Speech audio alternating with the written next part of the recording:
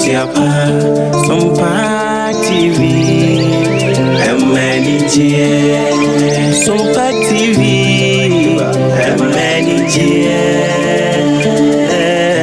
oh, wisdom ni mitie SOMPA FM, SOMPA TV.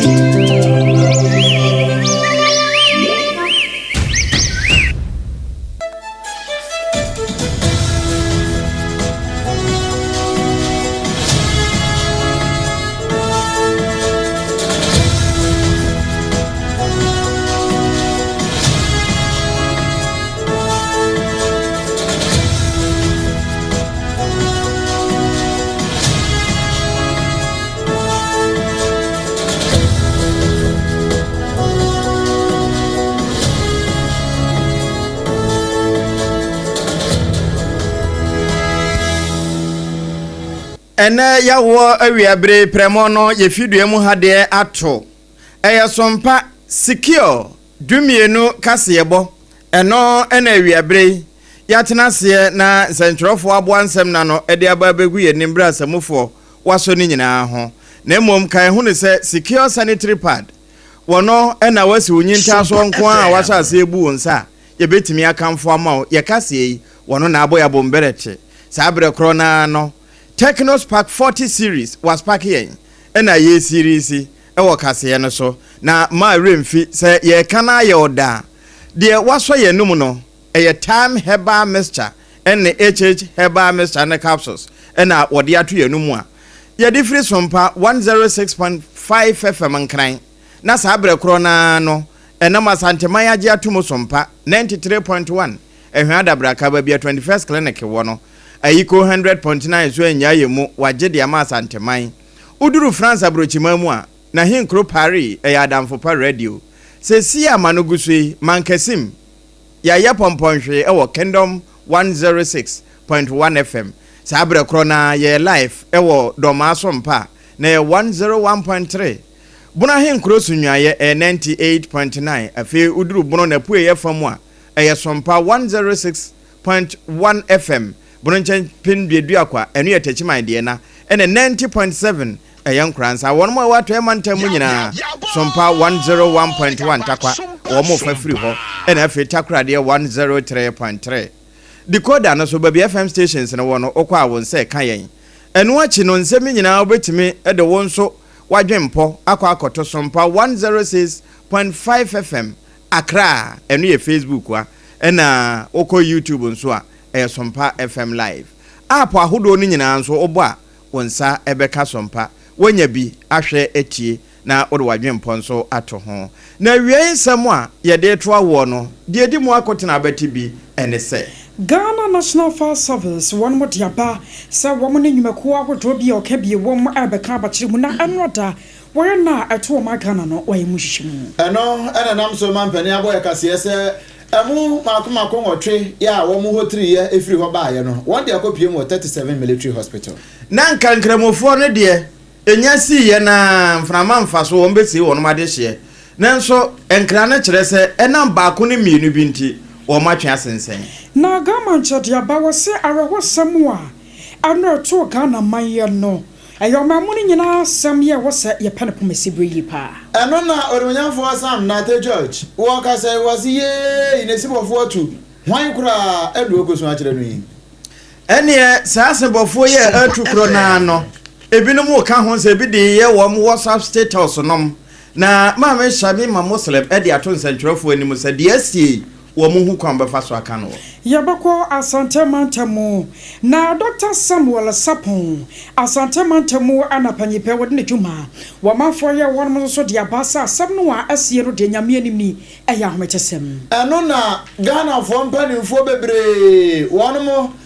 kasa ho ya amoronefo nyina aka ho no bi no acting chief justice Paul Bafoboni wono so de nanu ato nsemi mu bi ene se de asie no mampani abo ebi mudin se wo mo na ehwe akire eye hwan ne hwan ya ye de ho nsem oba afenkrofo mama sonso won mo atu bi de amana Ghana ya wode ya konsem aka ho bi ka wenem ho ana wi abronso ya tenasia ye baba pense mu aduama mo ya wosam na soso ye beka no ya kan sei ye ne ya bre ani adaje ba kenkan semi eyeme Akusia AGYIEWAA KODIE OBREMPONG mene Obrempong na kwaku ampoma ena afi Triple A mine Ejapia APAM DADAA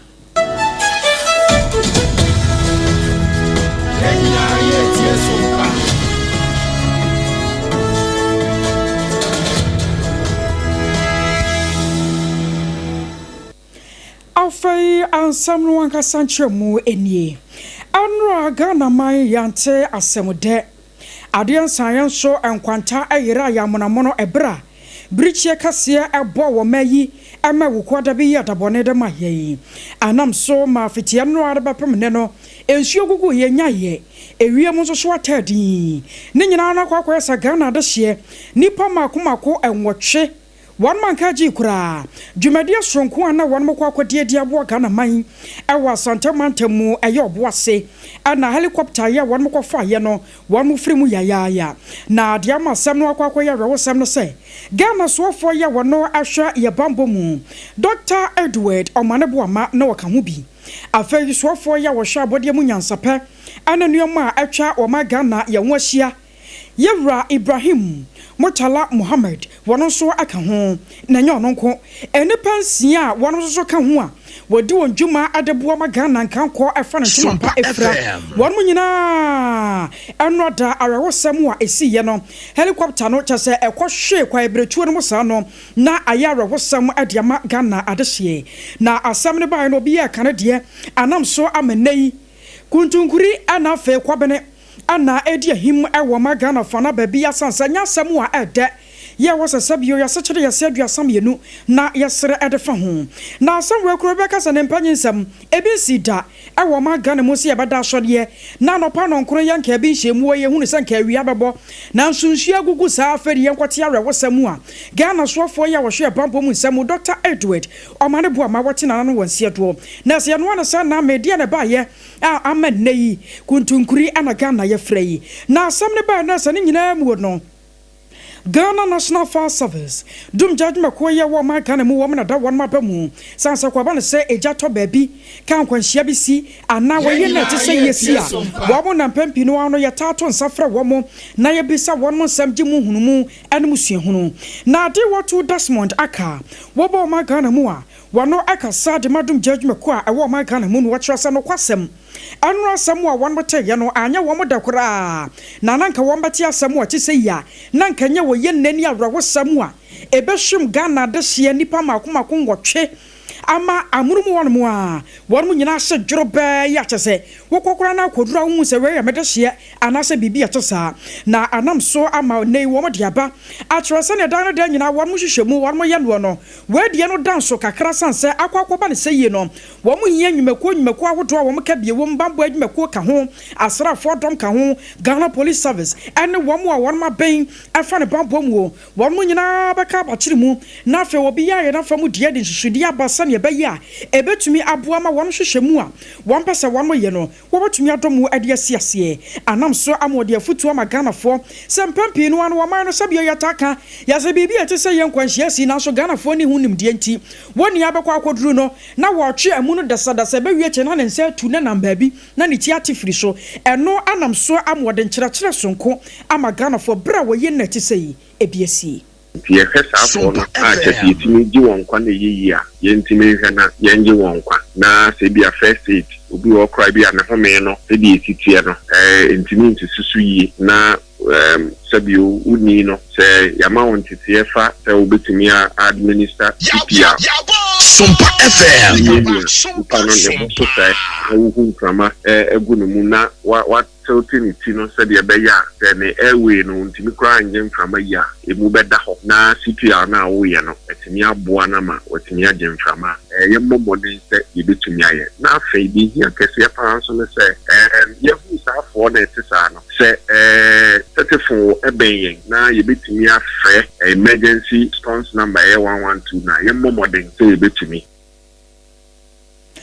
Abusawa Ghana National Fire Service Panyipayo Kasadema won mo another bridge kasia ebo Ghana maima wukwada bi ya dabone de ma ye no and adi what to Desmond aka what your foot away e Ghana na wasansem kro ya ho no na Ghana Armed Forces womo eden krata tenten ya pani a wono na ehwe akire se amansan enkita hundie ebo fotene edema wono Captain Veronica Adwoahen ne nsa hyase wode atodwa Chester no kre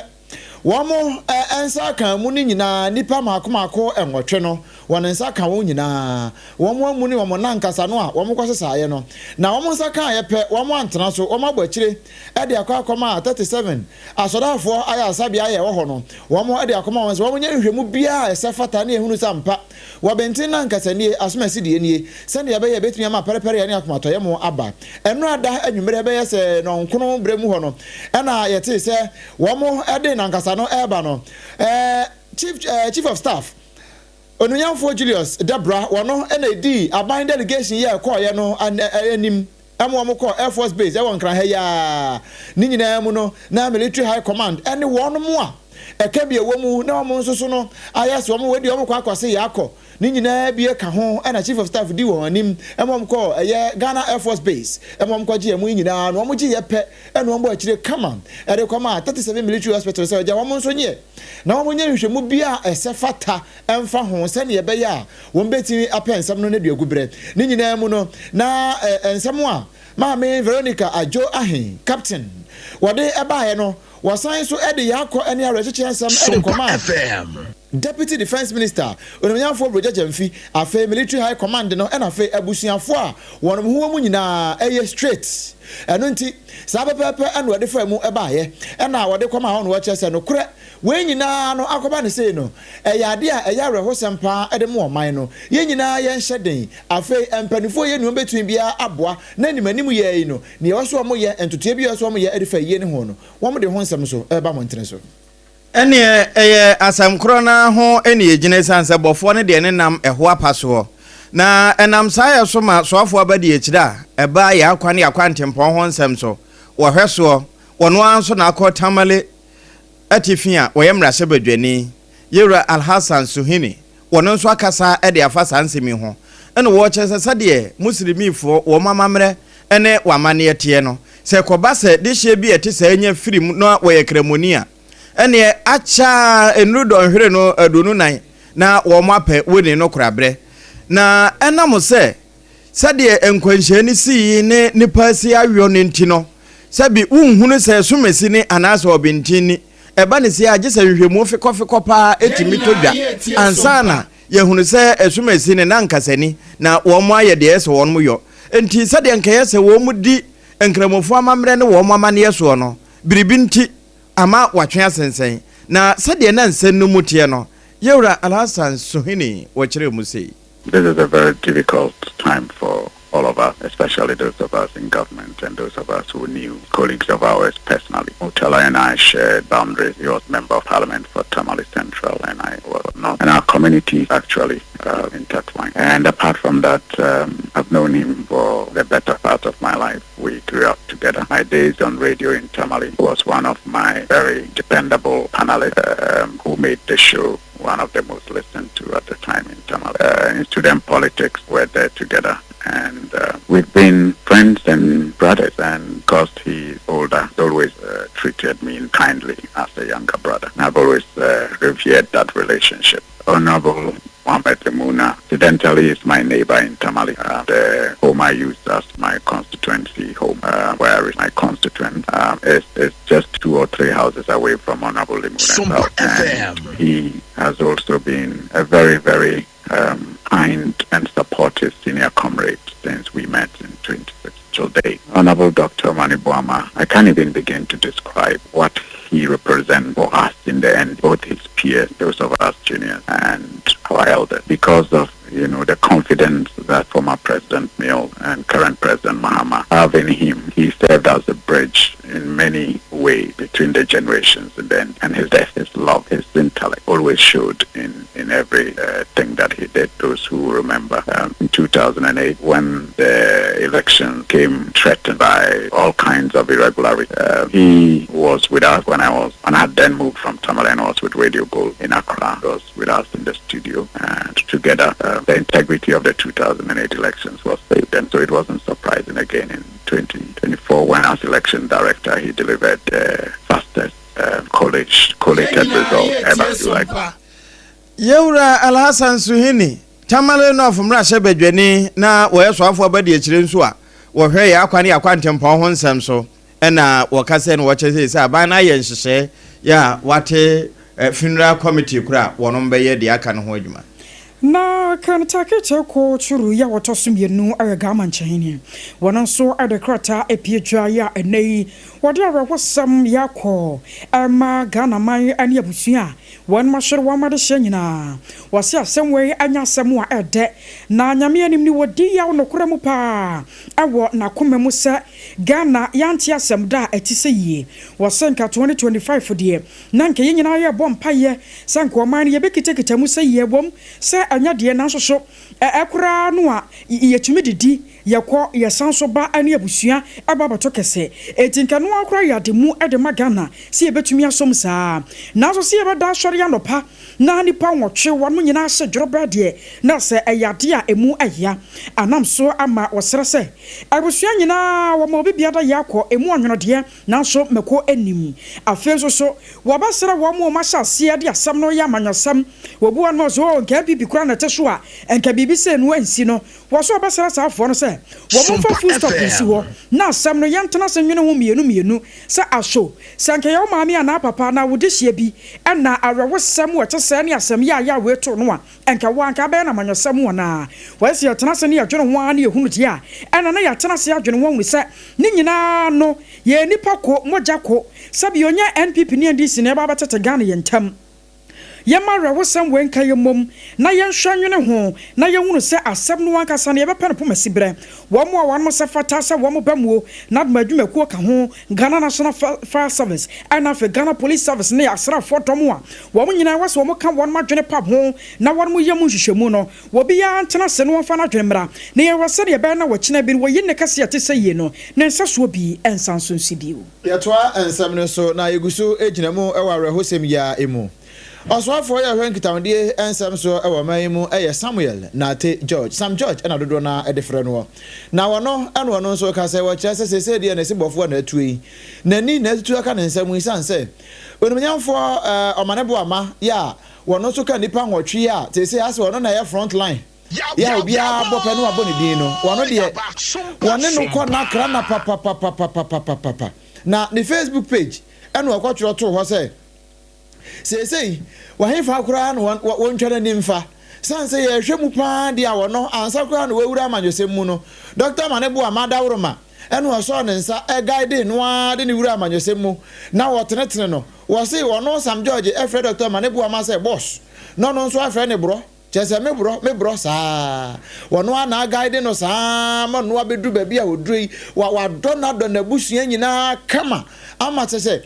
empo ne ma kura empo choose school kura no wono Dr. Manebo Amada choose schools de ma no aje se every time bia na wo busa enkwada no won ho ye wo mo so hwe no mu tese ne wo busa ne sa empo ebra wa ba office wono Sam George ba office Dr. Manebo Amada and a guide no prepare for cabinet meetings. One no Dr. Manebo Amada prepare or no Sam George for cabinet meetings is I say ne what they are trying to nanom e won se adu eno nti wo bisa ne say eh ne nti se ba mo wo kura betimi ayasa de we ya na nka Dr. Manebo Amada e na ba fa ne sabre ya munamu e de akọ na wa fa nui wono Sam George wonya de en eno e ya asama na wo busa na ene se wono wo busa ho asem nyina no penimpa wo kasa edema aban no na badi akire e oba pa Shamima Muslim na mami nso akasa na nkasa ye no wode mansa ntwerofo a kire se de asie no ase obi ebo ho amane content creators we na wo mo di creative pa na wode atoso chese kwan a ensantwerofo bi fa so na wo mo keka nsem no ebi kura timi efa koko boto no ana yasese niam agum no no wa kyerɛ kwabra ni di abɔ ho sɛ yesumesi na nkasa ene gu botom no wa posu eno no wode to so akyese no kwasem ni yemma mudie emra ye nkasa yem ne kwan be fa so abɔ amane sansa asem na asie enti kwan a ye fa so aka no no ɛwɔ sɛ ye ka ne sɛ de emra ɛka no For government, the priority is to quickly complete all processes, especially in relation to the Muslim comrades, so that the burial can happen. So that is a priority. But with regards to the general commemoration of the 3 days of mourning, we will, as we've been doing, communicate in real time the various actions that we're going to be taking. Safe to say that we're all just doing what we can to ease the pain for the family or government and put in place all the necessary plans. There's already a planning committee at work to ensure a smooth process towards what should be not a long drawn out process to interring the remains of our fallen soldiers. I think that is critical to what is being planned now. In the meantime, what we can pray the media to do is to continue to give dignified coverage of the disaster. We have pleaded for platforms to delete the harrowing visual, from various networks, so we can give a dignified coverage and still balance the need of the public to know what happened, to respecting the family and the spouses, so that we don't keep sharing some of the earlier visuals that have come. Nobody would want that to be how they will be remembered. Ene a woti ye wo ba pa Shamima Muslim wono ene ye aban kasamafo abadi akire wa asemi ho ene wo kire kwan a wo sansantrofo bi efa so edi wo modwuma. International Central Gospel Church panyo kwantrofo ya wadano ya Pastor Mensa Otam asem ne ba no ya senya o magana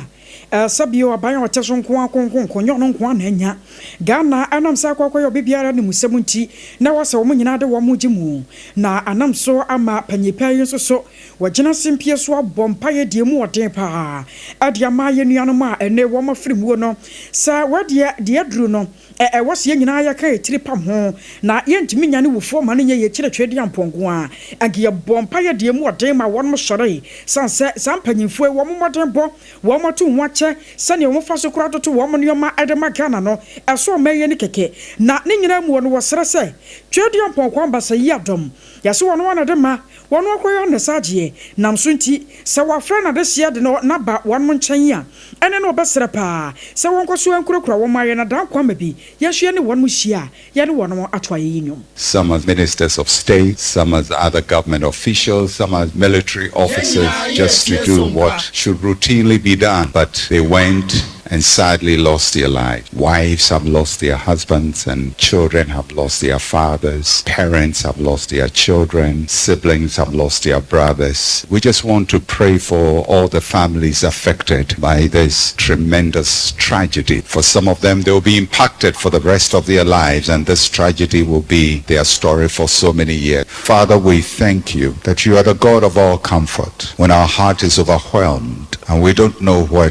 to turn, you are the rock that is higher than us. So Lord, we come before you in the midst of this national tragedy and in the midst of a personal tragedy for so many. We raise up the families that have lost so much to you, Lord. And we pray that your Holy Spirit, who is the only comforter worthy of comforting at this time, will comfort them, Lord. Enter their homes, enter their bedrooms, enter their living rooms, enter their hearts, enter their minds, enter their emotions, Lord, and breathe life into families that are devastated. Let your Holy Spirit embrace them, Lord. Let your Holy Spirit uplift them, Lord, and may they find the comfort that comes from you. I was sure not your son, no. I'm not sure ne ba. Afei enkodano so ahwere wo mo papa. Oyera ahwere ne kunu. Nuan so ahwere ne nuanti ayara wo sampa. Ya obasere twedi ampo se wo fa nipa nwotwi wo mokra ensie. Na yegogina mu awo ensam kro no amu na emom kra bata foforo. Sansa akoba ne se no de yetutu no sesere ene abasa. Na omai pani a wo hwe se ajoagefo nyina pani Justice Paul Bafoboni wono nso de yakonsam de amagana mampani aban yi ena abusuan ene wono mu a wo mo ho aka nyina no wo kire se nyame kropon no wonchechi obi awre ya wono mu judiciary ena afei judicial service na mu adwumayefo nyina no wo mu nyina ne oman no esu na waka se wie ya pe ene amane boni ba abeidu enso tetefa so e wa santemantam mu ekopie mu e wo Dr. Samuel Sapon ne fie na wokoye no Wokosia na yere na nokure ne nyame anim ni o ma me sapon na nkoyie kura na wone ne nkomo bonum na kasa na kura ma na nso wo che kakra gu ehoma so maaye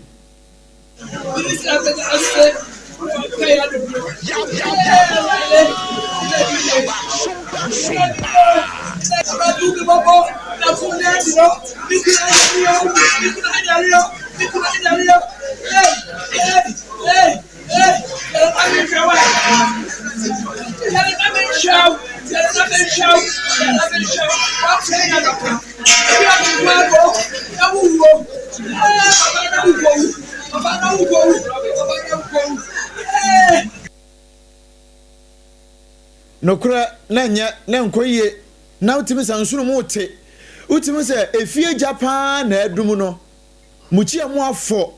asam na ya awreho ne santi yankwa homa no so na ye ne ba bedu emon komo sanse ne ate se kane asante mantam so afo orunyafo Simon se mensa ono so ekopi efie ho ba otimi nka ma hai Mijuzo mini abema mo apia o Ghana nyina esu asanteman ni butukoto mojamu ukopie mu ewo fie ya aja abusuan nyina nsoro mu tie no sana na hotie fa hama ne babo ye ne mini abema sene wadi kaka no mame na wase na minchia etiefu etie sompa enawie sisi a me no ka se no migina Dr. Samuel Sapon ni fie pe na migina no patututu na me ba beduru ha na meka se ebra me beduru ha ne de na akwa akoye adwajo na be isu na adehye wo ha nkanka okunani omo etie na unse no a eba ni se no a ye be free ha koye no ye beti ase se enei na afi de mpanyifo akuku dama ewo party ni mu na afi no omo so a omo wo eya asantimante mu nyina beba bewo eya okunani na omo ba be kekere no re omo hwe emo no nko a emfa ne nsa enhye ndem befa mu nsu ti anopa ye beduru ha na kye Oma bodwa atwene mu a na omo na omo twen se mpanyimfo beba nti kwansi ne ehu se Dr. Sapon na sori a okọ ayeye for Garrison Presby Methodist Church eno no ewo eye baraso na sori ma ebo modern se ombeba omo hwe emakunani ono nko a ensu nti ombeba no ma ba be kekere ne re ene nyame anum kwe no ombaye na omba chikunani wure nti kwansi ene ehu se eye mpanyimfo bi a omo so no omo ne Dr. Sapon wanyankufa omo nyina abaye na kwansi ene ehu se former Ashanti Regional Minister ayeye Honorable Samuel Semensa one ne dom ayeye MMCs ne MDCs a omo ba twam kọ omo so ebaye se omo ba no ma ba mechiche kwani re na omo baye no omo nsem nyina ne se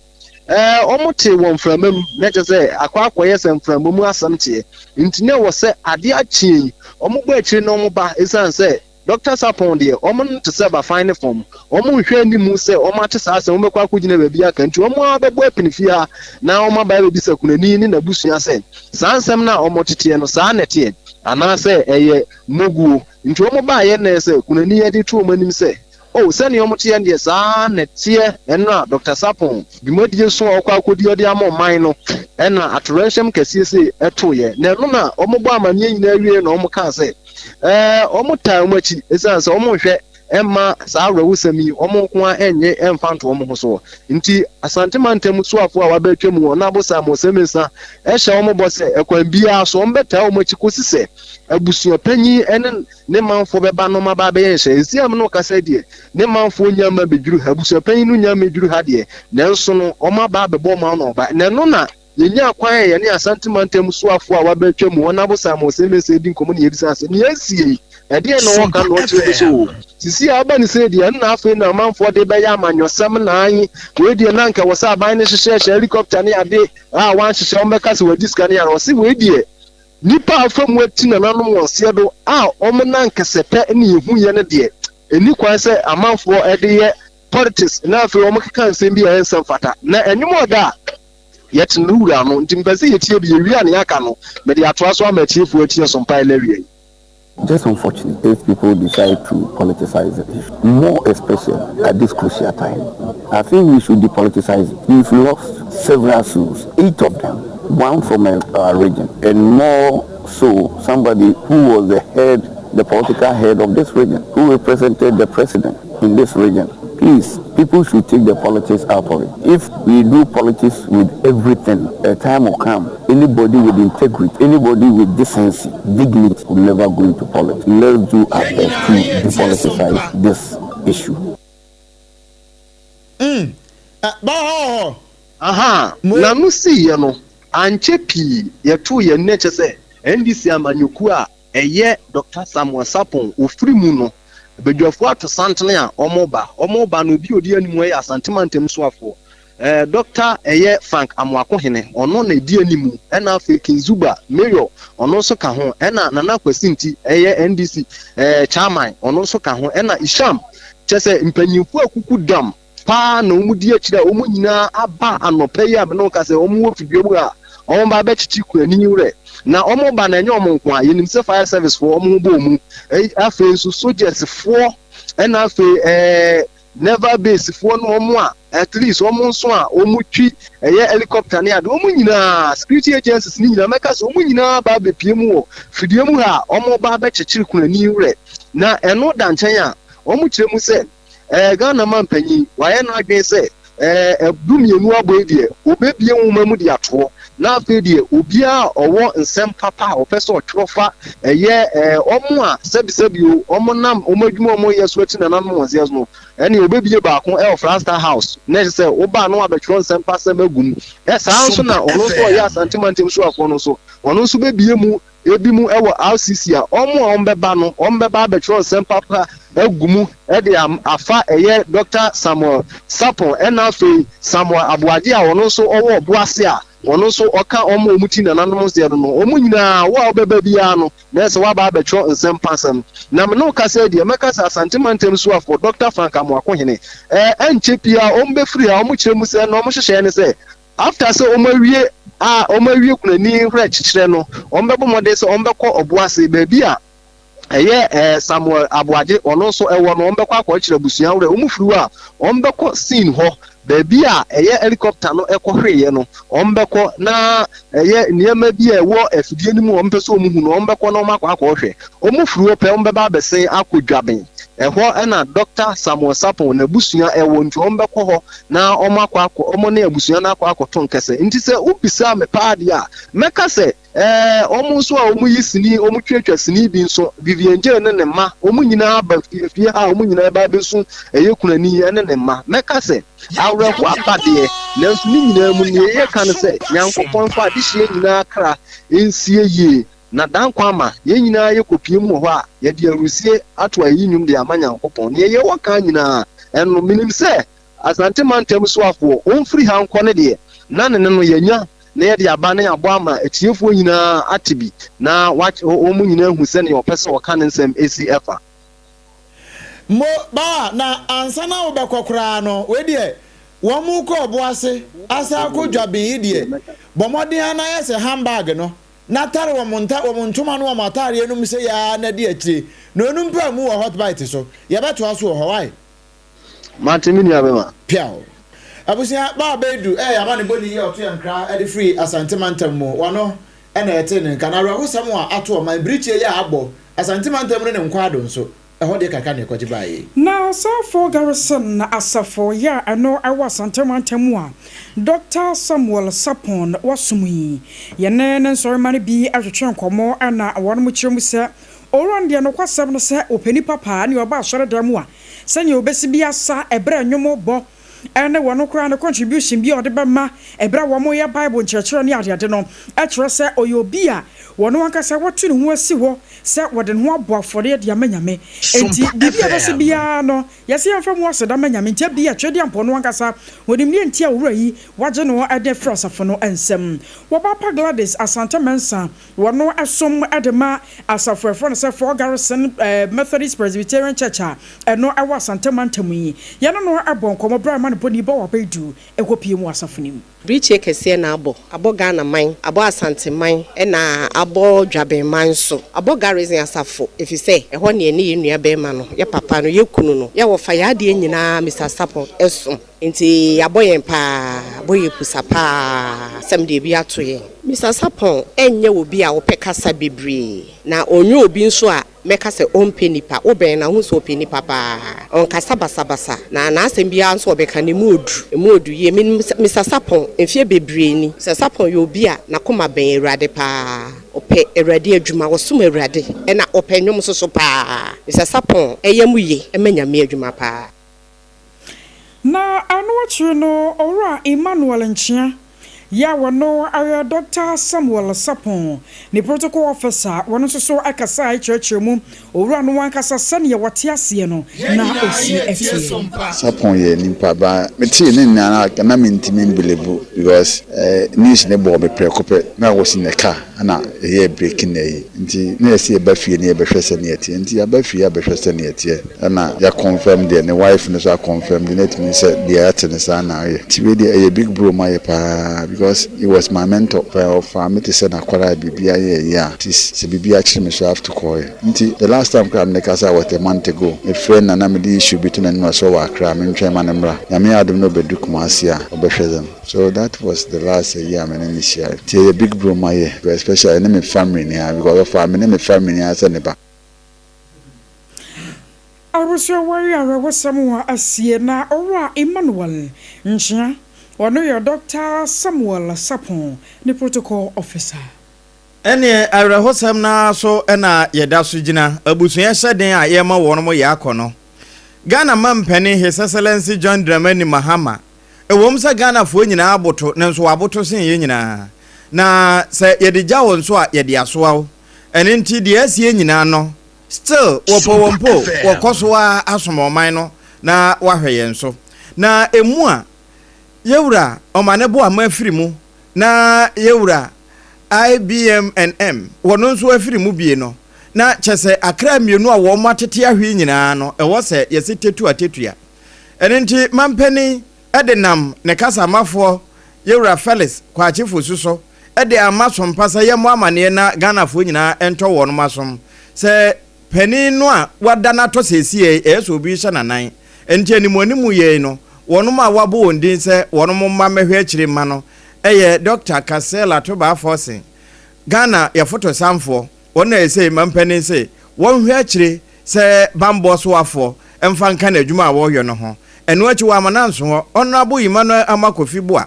wono nso won mehwe environment ene science and technology ne so emfa nka ne natural resource a wo hwe no eho enkosi se eniema betotom na mampani bebo obi foforo din ama waba behye safoi anan ni nyina ya rehosem a esi wa danse akurofurum enneda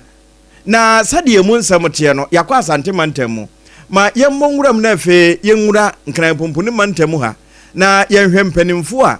wono madana to no sade yensa ntwerofo enante ye ekọ wono mafiafie mu no de ekoso na eba nkran de a de wotime kwa kosiase na woyi de wo ho de besomsompa na na oponchecheku na ma hae Grandma Mejoso na bibia da ye de ye nimbreti actually o man Ghana me no nyina ye Ghana ni de enkoyi ye beda nyame ase na ene hene wafa na manebo ben na ekoso a ode bebo ye tiefo me da say enra arehosema ebeti o man Ghana yasum bra na yenka bi nhemu yi enam so asoafo bia na omusum o man Ghana nititiriu eye yewra doctor omane boama soafo no na ode defense ano na afensu no yewra eye soafo no so eda ye environment ano no pay me kopie mu ewo eye ministry asoya na soafo yi awo environment wodai medu ho no mu no ye di kojan kese na ye de abo eye wo modan kora no ano na ye de kojan ni bi enso akekere eye ne officer odi edwuma anaka oba bi a okokotena bebi a ya osofo ebo modina obowura mu ho no ma wani adwumayefo edi nkomo reception ho no mo conference ho no mo ɛne ɛkama te sɛ ɛdan biara no ana office biara no kodwan bi ɛbɔ hɔ adwumayɛfo a ɛwɔ ɛyɛ bea hɔ no mu obiara tɛmdin obiara tena sɛ dwen ho a wɔnte aseɛ wei na obɛbisa n'asɛm a ɔte ho wei na obɛbisa n'asɛm a ɔte ho ɛno nti ɛyɛ awerɛwosɛm a ɛsi yɛ ni deɛ nokwasɛm nie akyekyere ɔman no nyinaa ma yɛasen akae ɛbere bi a ɛtwa mu ɔman Ghana yɛmpɛ sɛ ebiom bɛsi wokuada bi sɛ yɛ nenam so ɛma ɛyɛ ɔman mu ano sɛ ebirekyire kɛseɛ ɛbɛbɔ ɔman no na ɛnora ɛbere awerɛwosɛm wɔ ɛsiiɛ no mampani abɔ mmɔden ɛnam chief of staff so de to dwa mu sɛ ɛyɛ office biara Ghana flag ɛwɔ hɔ nom no yɛnhwɛ ne yɛntwe Ghana flag no ɛma ne ɛmmra fam ampa mekɔpie mu ɛwɔ environment ɛna afei nso ministries hɔ nom no baabi bia Ghana flag ɛsɛn biara no yɛatɛhem anaasɛ yɛahodwo mu ama no aba bɛdi ɛyɛ mfimfini mefi hɔ nom de m'ani ɛkɔpie mu ɛwɔ ɛyɛ defense ministry hɔ nom ɛhɔ no ɛbɛn ɛyɛ Kotoka International Airport na yɛde kogyan kɛseɛ paa ana ɛno nso yɛde abɔ ɛyɛ anim hɔ nom a ɛdi adanse sɛ no awerɛhosɛm a ɛsiiɛ no ɛyɛ nokorɛ ɛwɔ nso no wɔn de ɛyɛ Ghana flag yi yɛatwe ɛde aba fam ama kyɛ sɛ adwumayɛfoɔ hɔ nom obiara hyɛ atadeɛ tuntum mewieɛ no mate me ho agu mmɔnten so a me ne Ghanafoɔ bi ni nkɔmmɔ ɛmfɔ m'adwenkyerɛ nnora awerɛhosɛm a ɛsiiɛ yi maame yɛmɔ akɔ baba sompa kasɛɛ so yaba oyɛ aba mpa mama yɛnhwɛ awerɛhosɛm a nnora ɛsiiɛ yi woteɛ sɛn na ho yɛ wo ɛtiɛ nam ɛyɛ me ya paa merɛ afo yie paa sɛ asɛm kɛseɛ sɛ yɛasie merɛ afo paa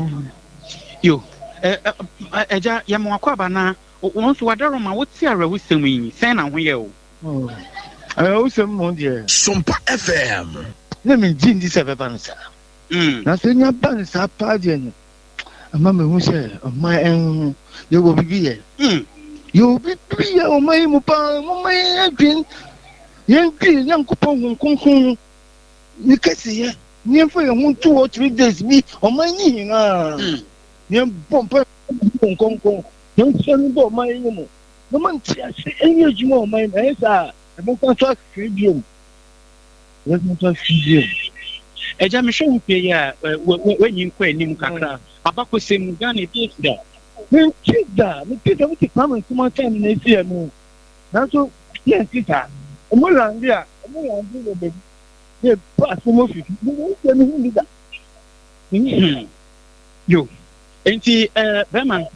Ghanafoɔ de soɔ bi ɛna ne wɔ mo ɛdi nkɔmmɔ ɛfa wɔn so ɛbrɛ no wɔn te ɛyɛ awerɛhosɛm yi no neɛ wɔn so wɔn ho ɛyɛ wɔn ɛna yɛte wɔn mama neɛ no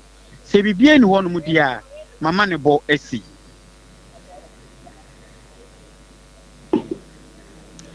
No nana kɔsoa na fa wɔ di akyire na afei saa abere yɛ amampani abɔ yɛwura atofoɔ sene yɛwura ima no ama kofi bo a ɛdin no ne yɛbɛsan si akyire biara no yɛbɛba wo nkyɛn ne yɛaba abɛgye mo ni adwuma pa medase na ɔpɔn kyekyeku ɛna yɛkɔ ne nkyɛn a yɛkɔgye amanie sɛdeɛ atenaeɛ hɔteɛ ɛna watwa ɛhɔ nyinaa mfoni ɛde ama yɛn no na onua mekamfo de ama wo sɛ awie secure sanitary pad wono enekura yemu a yɛsomwo ɛsomo yie te sɛ monster no na yɛka ne sei onua sɛ wabu nsa ana wasi unyinta so na bebu nsa ɛno na ɛhote yɛ no Ghana ha ya wahwɛsɛ de wo mai Ghana mu na bibifo bu wonsa ɛteɛ ɛna wayɛ ɛnenti ne ntaban no soso emu bai ɛtrɛ na ɛwa saa na etime kyekyeekye bibia nso ɛma ho yɛ wese enwu ho ani mu ase enti ɛmfa ho ne sensu etɔ wobetumi ahyɛ kora nantimu a bibia nso ele o government me enhu se bibi na asie enti sɛ wunya ntwa abrade a secure sanitary pad ɛna mekanfo ɛde ama wo na ɛno nso da ne boefo ne yɛ wɔ Ghana ha babia yɛton adeɛ bia ebi wɔ hɔ sɛ wura cosmetic shops a ɛnyɛ na pharmacy for etunton bi ɛna pampan so tɔfo a fɛ tɔn kuma sisi mama excellence cosmetics ɛhɔ ɛna ne dodoɔ mu paa no won sɛ ka no adum pz to anasa kwada so estate taxi station hɔ a kanea sempa pharmacy dadam hɔ ɛno ane sɛ wobɛpu so ahoma no na wone mama excellence akasa 0243 862 158 na wagye so na mmom enkomo no bɛte na ne di ayɛ ode na de obɛka bia nso wobɛte ne korɔgyen a ya fa Techno Spark 40 series no ɛnna ɛyɛ stylish ɛnna ɛyɛ portable ɛno na ne bo no ɛda fam na ɛsan yɛ papa ɛtɔ nsuo mu a wofa wade sɛ gyem na ɛbɛtɔ kora wotumi yi wade a how bia ma ho ɛno ne firi to a no wafa aprapra ho na hwehwɛ na mobile rough ɛne ntihyɛ no nso na Techno fo na de aba we a new baby in town but modern say won sabeka bie Techno shops bia okohwa na wabusa Techno Spark 40 series enne wodwa so ne camera nani da ho na esan was soundproof a emfa ho ene dance kura de begina ase na eyi ase utimi di wo nkomo a woti woni no nsem a wode kra ene ntia na wahye no nso sa ene nti stop at nothing abra wo hunu Techno ebia na won so ton phones ni bi kofa Techno Spark 40 series na udwa no ye di uyie time heba Mr. New awie wo kanfo e de amase kan ho na wanum na ato wontimi nidi ohunamu ya wo ya uhia time heba Mr. enu achi no time HH heba Mr. na capsules no eya jonsoye ya ana wo jonso a wo bre ohunsuo no kura wo fom ana bia wo nkomwa na wo mo kunti anyadewa no ena wo maye mra time HH ba Mr. ne capsules ene beboa wo eye mamma ne mema nyina 0244 417 669 na hyene nso say we time no eye TI amuyi awie wo mo kan ye ho ene ye de sompa kase no esomo we ye secure kase bo ye da ye ho tiawa ye ba de aka akire ye de bema wo SOMPA FM.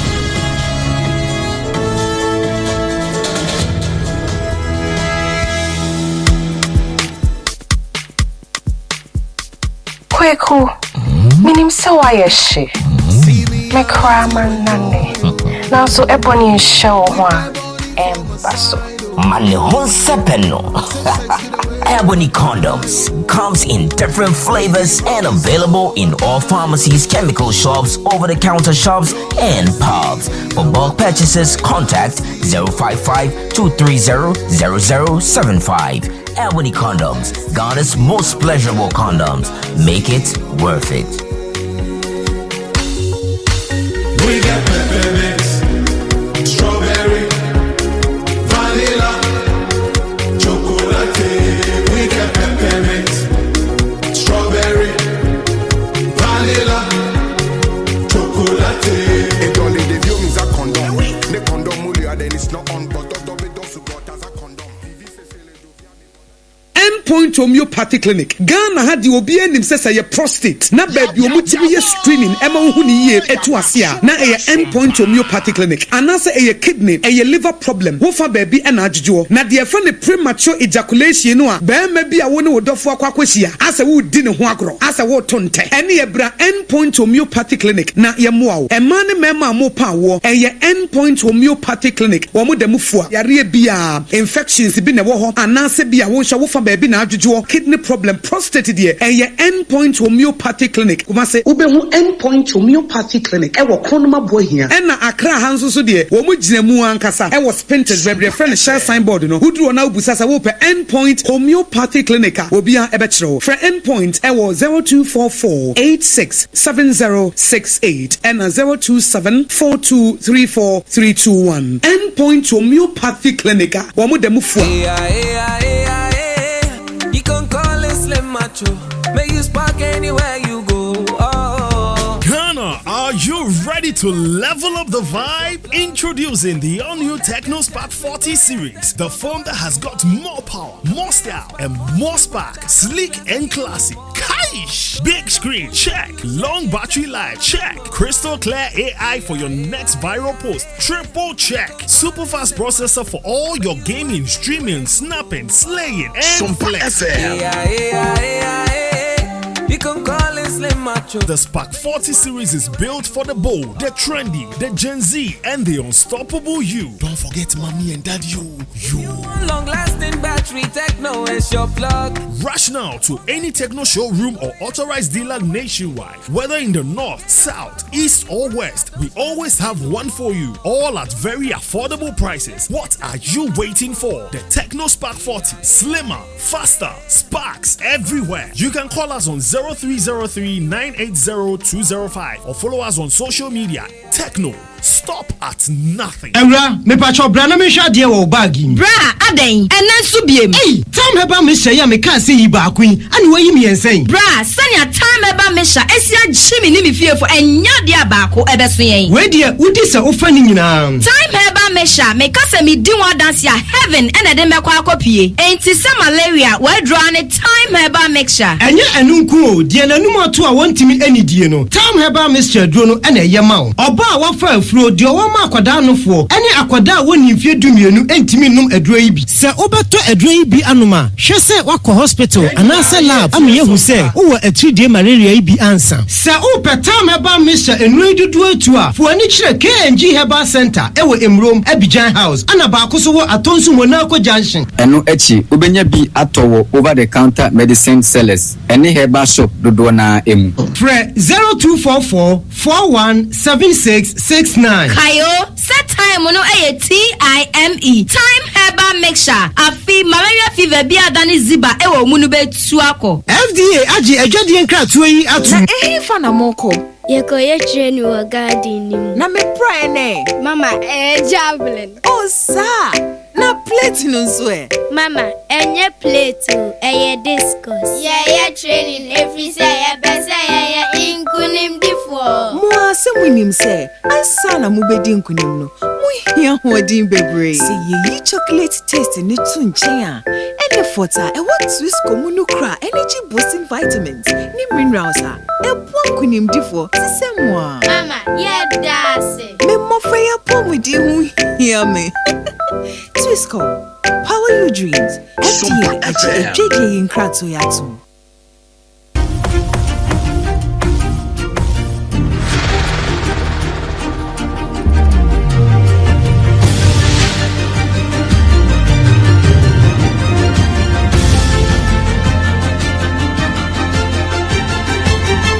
SOMPA TV, Emma Aketiapa. Nokura Emma Aketiapa na yena ye hotel na yenko ka hyentuade enko mu kakra sanse no nso abaye daily necessity ya ene ye abetena sese ya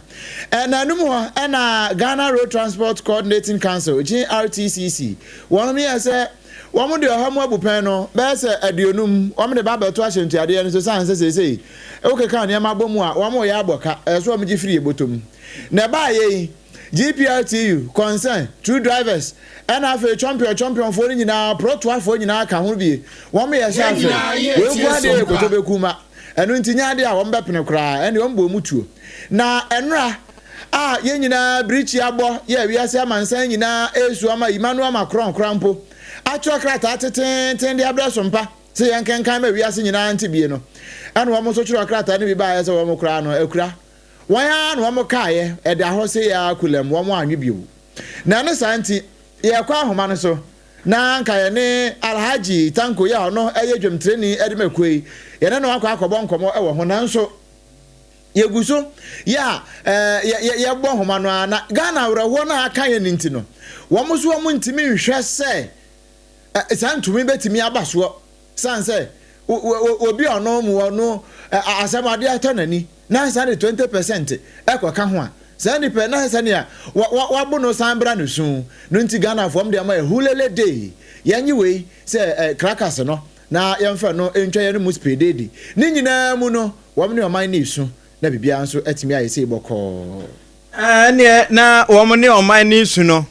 chese yesu a yeja ahwem de nanso yesu nyina yesika sam nso kure su bi na we Bank of Ghana na krata efriba wo mo kire se nanka won ma ye nhyehyeye se SOMPA 60th anniversary sididie no ankaja won be hye da hye hofa no wo madi ayere so a eda kina bosumi de to so nwotwe nanso na ma werehosam a asia sesei Ghana opese okasa kire obia akora wontime nche na wate ne yie enamo de enena ne tirimu ne de owodwendwene ho ne su a eni supa ahine no nti wo matu ede kobira eni ho na we no na wo mo chese anka Accra International Conference Center ene ye hwe ni mu se nhyiamudie kese wonom ebeye no nanso biriche na abo oman ne nti wo matu ede ko bra esemu wo mbebo eho amane wo mo ka kire Ghana fo nyina se ye maye ya wonkona ye nkoso anhye ye ho den na fe ye mompaipa emfanta ye mpanimfo achi ene mammanachi se de be na nyame obehu ye mobo Nisanti enamso ama Economic Community of West African States ECOWAS wonom so akyesa no kure womne Ghana esu sanse Ghana no ECOWAS ne yedi mutintiman pa ne dwemtreni dibra no kura ye dibia dia womo kyese se abamu nipa maako nwotwe wonom koye adwuma de aboa woman na oye ne sei ebeto ye no de eya na eha dwene pa eno nti womo ntimi ntrase wobreko a oye ne sei ato woman no eno nti womo atwa krata tenten de abre e de aba woman Ghana mu ama bi kura ba beso sompa ye so ama womo kwapi chief of staff sanse wono eno woman nyina no okita yen sei a woto nkra no agina ban ene mampani anamu eno nti ayipa so hene no womo ato ne nkra se no kura ewiase nyina ne Yesu a na wono mu abiman ka bom ko titiru pan ne abibire matoya de no wo mu nyina so ne Yesu eno nti Ghana fo nyina yenkafra na ECOWAS nso nhyeden Awosoyetoa ansam no eso na Sarah wosam yi mu no eno aye hu samfo nyina wodo piepie yi na ebinom krampo kiro sa Ghana mampanyi yewra John Dramani Mahama na sa flight yi kura no nanka obafuru bi eni mu nsansam a ya kyese nyamedi ne ho afofia eno ada bibi bebo mu na wantumi ankodwumade no ase na eno na esanso ba biem sa yewra Muntaka Mubarak Mohammed mantrepo wono yesofo ya wohwe fisam ane amanyoya wonsam so na papa wono akro ya woko aswase abato empeso aso a wono asanso eye mrashabadwane a wogina mu edema adehia ewo ehonom na panyipa no akasa ya wo kiremu na ene deputy director Edema National Service Authority wonom akachi yewra Fuseni Donko ade ababa to dwa wo kyerese no kwasam ne se yewra Muntaka Mubarak Mohammed mantrepo papa no enu nyame edi ne ho afofie de emese kira kwasi ada wo kwaso dam kwada nyame ase sansa helicopter no a anu a ekonya nkwanhia ma nipa nwotwe wo mu firimuo no na yewra Muntaka Mubarak Mohammed no ka ho bi ya na wosenka okobie ema no eyeye no mu kyerem sa passengers na wo so mu tena ka animu no na wono ka ho enum na ze wo hwem kura no a ebianka yewra samwosapon ka wombe yi na firimu do no na ba behyem anya sanso kurampo a panyiri ba ko no so ka ho no wono mom na nka be firimu na nka yewra Muntaka Mubarak Mohammed wono so ba behyem na wobi nim de ba yi a ema sansen we nyina no etimisi wo kyerem se enroda finance minister Dr. Kasiela to Forsen ena yesa da bi yewra Muntaka Mubarak Mohammed wonchena chen kakra wonchena nkran sanse meeting shurunku bi ba be koso a eno immigration officials ne wo mo na eba be hia na won ma chena se ato kese na won ma hwade yi ato ye na se ne o ma we nyina so nkemfo no yewra Muntaka Mubarak won ne dana bem sanse won na yesofo eba fisam amanyoye wonsam so a edana bemuo enti saade ne di ne ho afofie fa twitwaje no enti obetimi akasa ne sura abofo a eno da wo pie ye no na yesofo hwo ma Ghana yesika sam so Dr. Kasia to Forsen na anya saade anka enra no enka arewo sam a yete ye no kiyete ne sa yewra Muntaka Mubarak Mohammed na nka waka ho bia anka wo firi mu kura na arewo sam no ekosi ye na so nyina mu no anya sa bia akwa ne sa yenti wo mo ba beka sa nyame ne di ne ho afofie enti nka ya ne de sa bio enya nyame ena ka wo mo ho wo mo de ya konsam akodi amabusua nyina sabusua anchechere won mo re na fe won hwe emfa won mo kra ensie eye twedi ampo emfa won mo kra ensie ye papa sansade akoso no enya de ye nikasem enya de a ede enya sem a esere ye betumi asere ede aka ho yentoa ensam no esoi ene ye toa so ama yenwuram na yenko ensam kura na mu ene se enura na saa twere nchemu yi esie no se ukọ kumase santemantemu a the same thing ehonso track kase bi ekotwi fa taxi bi ana afa passenger so ama nipa be se miensa de wo mo prepare pa ewo alcohol space na de ne na nisem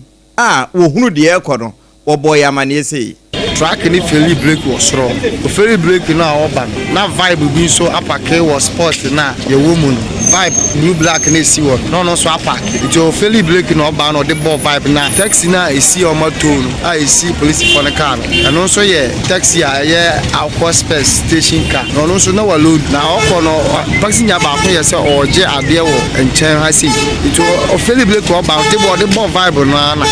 odi be share taxi it taxi dey enimu nyina asese ama nkofo mo timu nyomo de mu nyina ko Kanti hospital enti Kanti hospital ye wo kumase na ye de apriafo no ko we eye nkwanhie esi wa akoko space na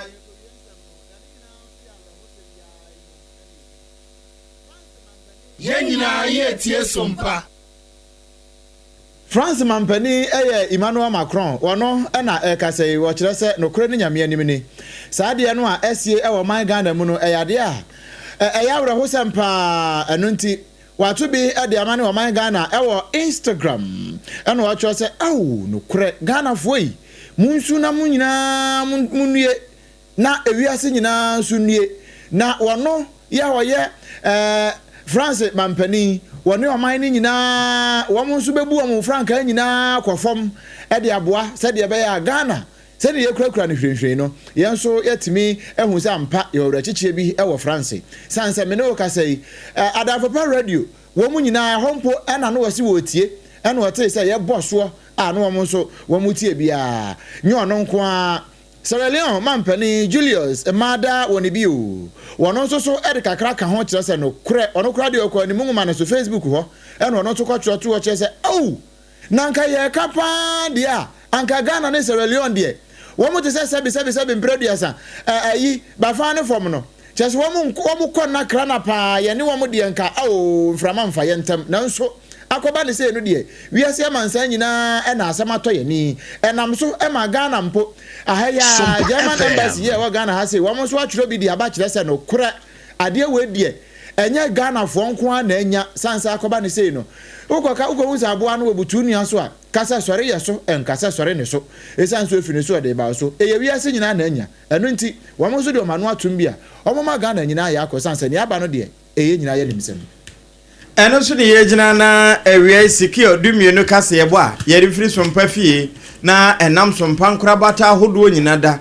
ye de wo esi na afi ne wo so wa fidi a awra ho sema esi enura ewo oboase afa ho no wonua mampani abo yewura atoba forcing ene yewura Emmanuel Makofi buase wono mo hwe akire Ghana National Fire Service nso de aba wose wone ayenyumako nkaya ya asrafo tom kan ho no abeka ba chima manhwehwemu akoso yemne ukasa ya emuno ya wo mo ko hotiri ye ewo oboase empatam ho no won de aba be pie mu ewo 37 aban yara sabia ase won ba be yenhwemu wo ho eno achi no yesan wura amanone wote se France Mampani Macron ena afi Mada Bio Celerion wo munyina ma yakọ yanko ni mungoma no o messages kakra ba ye baba mahama what the free was say our hearts are broken in a dance nyankopon form kransie pa na we die awre ho ko mensa pillar 2 was say aka Baumia give Baumia another chance was say my condolence to all Ghanaian politicians especially NDC for was say Ghana ya shura die pa Nesre de kakra ode ebaye ewo aha enso eno no sanso ena engineer Shama ba or see we spend monies on luxury cars hiring private jets bathing inside on nyabotre ne raho piaga or say may God bless Nanado Nanado de why there we mu well I know on no message kakra ya wode aba eno no Mr. Don Francis say we be mu live e wo Mr. Don First Youth Hub e wo so ye bo a wokumase na wo magana fo nyina yakọ ni aba no e ya wre ho pa we die ayesen ka pamatena si na nka yakọ asem na wre ho ene ye sikura no obrempong adamfofo no na wo mo decrete ya aba National Communication Authority wono mo se sade multi choice ya wo mo na DSTV hye wo mo nsa yɛma wɔ mo broni bɛka ultimatum sɛ ɛda no duru so no wɔ mo nya ɛnyɛ deɛ ehia the needful a wɔn bɛ suspend wɔ mo no ɛnɛ bɔsome da ɛtɔ so nson National Communication Authority ɛde krataa ba sɛ Multi Choice Ghana Limited wɔn mo ayɛ nhyehyɛ sɛ yɛatwe wɔn mo asensɛn